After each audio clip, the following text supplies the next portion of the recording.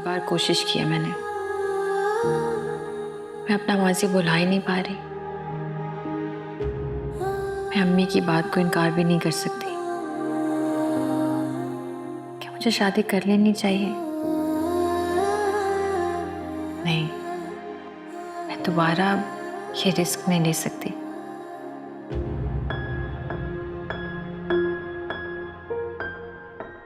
ऐ अल्लाह, मेरे बेटे के दिल को बदल दे। वो दिल का बहुत साफ इंसान है।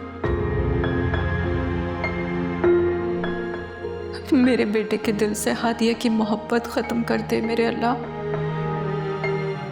मेरी इज्जत रखना। हर मुश्किल में तूने मुझे सहारा दिया।